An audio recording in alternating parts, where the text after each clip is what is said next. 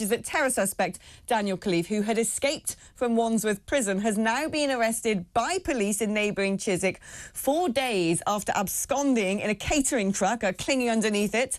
The former soldier was tracked down to Chiswick this morning in the west of the capital. Now, the Prime Minister has been thanking police and the public in helping to find him. He says, "I'm very pleased with the news, and my thanks to the police officers for their fantastic work over the past couple of days, but also to the public who came forward with an enormous number of leads to help the police in their inquiries." So well done to all of those involved who managed to help the police get this guy back inside within 4 days. I don't know if that's supposed to be a good amount, a satisfactory amount, but he's back. So they now know where he is. Daniel Khalife has been re-arrested. Well, to talk about that prison escape and quite how remarkable it is or isn't, I'm now joined by Vanessa Frake, who's a retired prison governor and author of The Governor, My Life Inside Britain's Most Notorious Prisons. Vanessa, how are you doing this afternoon? I'm good, thank you. Thanks for having me on. Oh, no, wonderful. Thank you for coming on. I can't think of anyone better to talk to about an escapee prisoner than you. I mean, did this story astonish you? The catalogue up to the escape, the lack of procedures certainly did astonish me. The fact that he wasn't a Category A prisoner already and in a Cat A jail astonished me. So, yeah, you could say I was pretty much astonished. I mean, as a former prison governor, how often do people inside try to get outside? It's pretty much a rarity rather than a regular occurrence. You know, you often get the odd one, but usually, you know, you gather intelligence on prisoners whilst they're in custody, and quite often, you know, several attempts are foiled. That doesn't appear to be the case in Khalife's case. I mean, one viewer got in touch who herself was a former prisoner and said for her she didn't find it surprising that somebody who is on remand might be held in a Category B prison. Does that sort of marry up to you? And also we spoke to a criminal psychologist at the very start of this programme who his read of the situation is Daniel Khalife doesn't appear to him, on the surface of it anyway, to look like somebody who is a hardened criminal, who is connected to sophisticated terrorist networks, could essentially be a bit of a, you know, a cad and a fool rather than a real danger. Do you think that is how he ended up in Wandsworth and then also able to work in the prisons, or is this just really poor management? No, that's not the case at all. That's not how prisoners are categorised into A, B and C. All prisoners come into jail when on remand as a Category B. Depending on their offences, their ties with the outside, ability to flee, money, associates, threat to the public, threat to the police, threat to the state is how they're categorised, not what somebody looks like. You know, looks can be deceiving. His offence, breach of the Official Secrets Act, should have hit warning signals. The fact that he was ex-army, another warning signal. The fact that he worked for the signals, you know, they deal with intelligence. The fact that he was charged with spying for another country, that certainly should have raised red flags. So all in all, you know, it beggars belief to me that he wasn't in a Category A jail as a Category A prisoner. I mean, how on earth, therefore, did he get to work in the kitchens where he'd have had access to knives and all sorts of things? You know, if he really wanted to, he could have posed a real harm to people. Well, yes, he could have, but then so could every single prisoner who works in the kitchens. You know, there is a risk assessment done on all prisoners who work in various areas around the jail and what they have access to. You have to bear in mind, though, that, you know, the kitchens were privatised a long time ago. They're not run by prison staff anymore. They're civilians caterers who run the prisons. They're not as well trained as prison staff, And the fact that they didn't account for the prisoners before they let the van go just goes to show that, in my opinion. Well, yeah, I'm glad you said that, because I want you to walk me through this whole process. I mean, most of us have never seen the inside of a prison, have no idea how it works, how many sort of checks and balances and strictures there are, and the movement of vehicles, people, visitors, outside services in and out. I mean, do you think that, given that, you know, clearly things must have been breached here, that somehow he was underneath a van and no one had checked it? Or does this raise in your mind the possibility that, well, perhaps people had checked it and there could be a connection to it being a bit of an inside job and he was helped? No, I don't think there's any suggestion of that, and I think we have to be careful that we start banding that sort of thing about. There's no evidence to suggest that, and I think that you know, if there was any investigation that now follows, we'll bring that out. You know, whenever a lorry or a vehicle comes into the jail from the outside, it's held in the gate lock. The driver's details are checked with the company, ensuring that he actually does work for the place. The vehicle. Oh, I think I might have lost you there for a moment, Vanessa. Well, I've still got Matthew with me perfectly, because that means we can discuss what Vanessa's been saying, which is, you know, of course, we shouldn't be banding about the suggestion that this is some sort of inside job. We're going to ask the question, but we don't know we don't know the details. But of course, people, I mean, was this guy just incredibly lucky? Maybe he is just Houdini-like and incredibly bright as well. He's had that army training. I was listening to reports earlier and sort of discussing this. The level of training he had might be sort of in the region of the sort of things SAS soldiers are put through as well. He might be sort of well trained in being able to hide himself, secrete himself somewhere, make sharp exits from dangerous situations. And so this could just be one of those stories that pops up every sort of 15, 20 years or so, where some, you know, lucky have-a-go has managed to get away with it. Absolutely. Look, I mean, what's absolutely vital is that we get the answers to those questions, because at the moment there are so many different scenarios, ranging from, you know, he had support from state actors who may have infiltrated, we don't know, it's just a possibility, it's a scenario, the private catering company or even the prison service staff themselves, through to he was a chancer with his army training who saw an opportunity and went for it. And that's obviously a huge range of implications depending on what actually went on for how we run our prisons in the future. So it'll be absolutely vital that we get those questions answered as soon as possible, and that no stone is left unturned. Because if this really it is serious, if if it is a case of infiltration of staff, then that's clearly means that how that goes forward and whether or not other prisons are impacted starts to become a question. Obviously, if it's him as a chancellor, as you said, it's a 1 in a 15 or 20 year event, there are other questions to answer and changes that may need to be made, but less seriously so. Well, Vanessa had managed to evade us there for the last minute or so, but I'm pleased to say we've also managed to reapprehend her, Vanessa Frake, retired prison governor.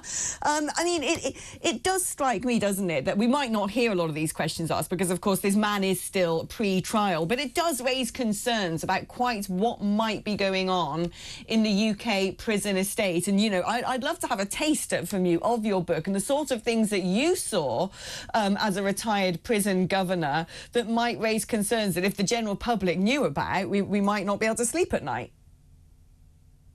Well, I think the general public can sleep at night. You know, our prisons are thankfully relatively secure. Since 2010, we've had less than 20 escapes. Since 2017, I think it was around about 5. So, you know, considering we lock up 80,000 prisoners, you know, that is pretty good security all around.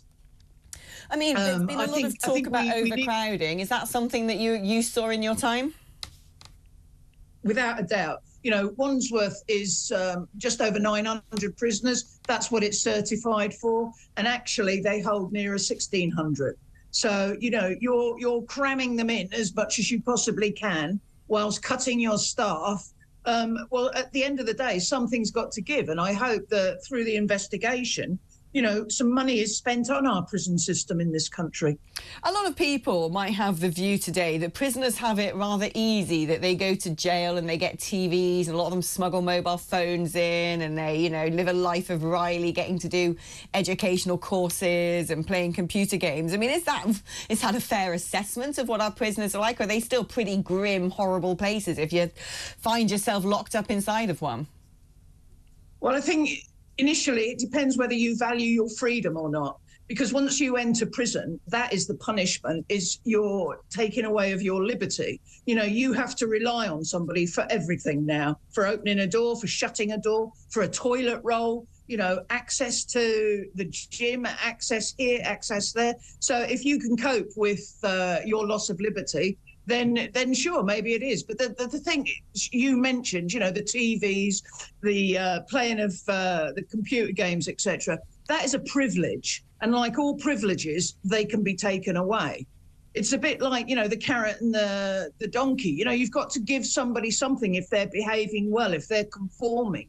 You know, you can't take everything away and leave them with absolutely nothing, because at one day that door is going to be open and let loose on the general public.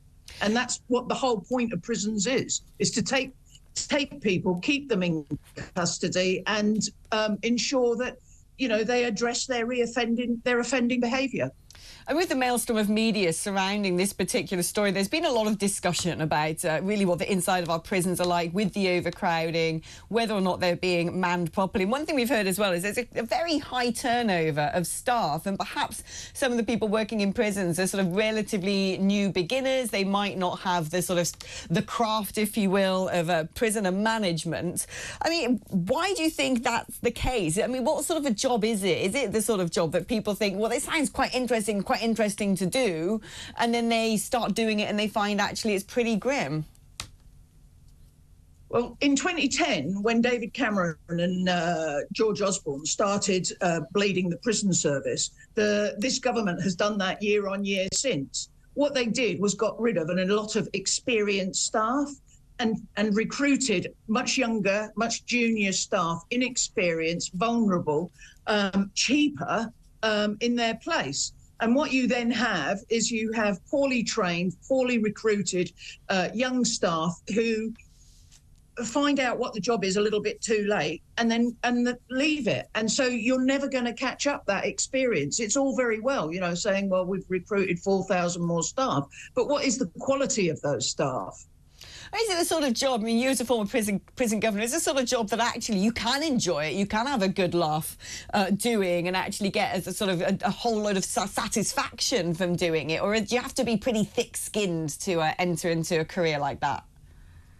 I think, you know, it can be an amazing career. You know, I spent 27 years doing the job. I loved every single day, and I was very heartbroken when I left the prison service. There's an awful lot of good staff in our prison services that deserve much more care, support, and thoughts from people outside. You know, they have to deal with things on a daily basis that most people don't see in a lifetime. So I think we all need to just bear that in mind before we go swinging the axe here, there and everywhere. Couldn't agree more. It's usually the media response, isn't it? Start pointing fingers all over the place, turning everything into a political football. Vanessa, it's been really interesting talking to you. Vanessa Frake, who's a retired prison governor and author of The Governor, My Life Inside Britain's Most Notorious Prisons. Going to read some of your messages now. Jane in Bristol says, hi, Alex, what about all the people that we lock up for not having a TV licence and the new bill going through Parliament at the moment where potentially people can be locked up for not having the correct boiler? Surely these sorts of people shouldn't be going to prison. I mean, there are a lot of low-level sort of civilian crime, you might say, that you think, well, do they really need to go and clink? Alex, it's Craig in Durham. Peter Blexley is the sort of police officer that we need instead of former officers like Wayne Couzens and Michael Carrick. Well, of course, he's head and shoulders above them and head and shoulders above most people, I think. I'm a huge fan of the wonderful Peter Blexley. Common sense, wonderful, kind-hearted man. Colin in Aberdeen says, hi, Alex, there are hundreds of unused buildings, factories, warehouses, etc. Why not convert them into makeshift prisons for lesser criminals and free up space for serious offenders? Well, I think the government are going to have to think of some sort of scheme, aren't they? Because not only do we find that prison estates are full to bursting, a lot of them have probably got that rack in it as well. And then Ernest says, hi, Alex, I'm surprised that there aren't more escapes from prison. Given the massive overcrowding, there are over 10,000 foreign prisoners in our jails. Why don't our government just send them back to their own countries and make sure they're not allowed back? Well, Matthew, we have been touching on this, haven't we? What is the block that stops the government saying, look, this is a wrong and east from your country? The taxpayer in Britain, frankly, should not be paying for this person who's committed a crime against our society, who's not really a member of it, has had to be removed from society, and now we're paying tens of thousands thousands of pounds to keep these people locked up instead of sending them home. Why is that? Well, I think part of it is the fact that some governments are very reluctant to take people back because, as you say, it's going to cost tens of thousands of pounds if they're going to be jailed when they get home. And if they're not, then obviously they've committed serious crimes here. Then they're going to have somebody convicted of a serious crime who should be serving a prison sentence wandering around the country from which they come. But there are, even those of us like me who support the European Convention on Human Rights, there are cases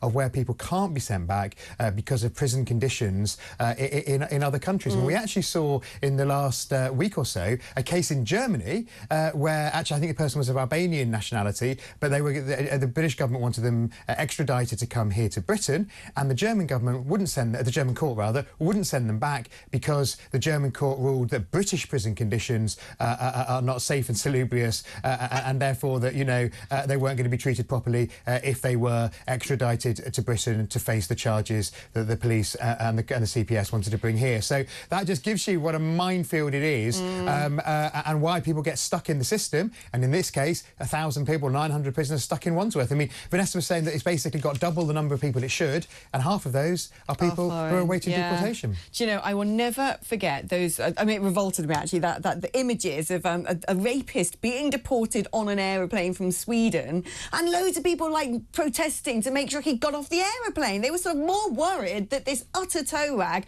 who has committed violent crimes against women is treated like some sort of poor martyr than they were about making sure he got shipped back to his own country and wasn't a threat anymore to society.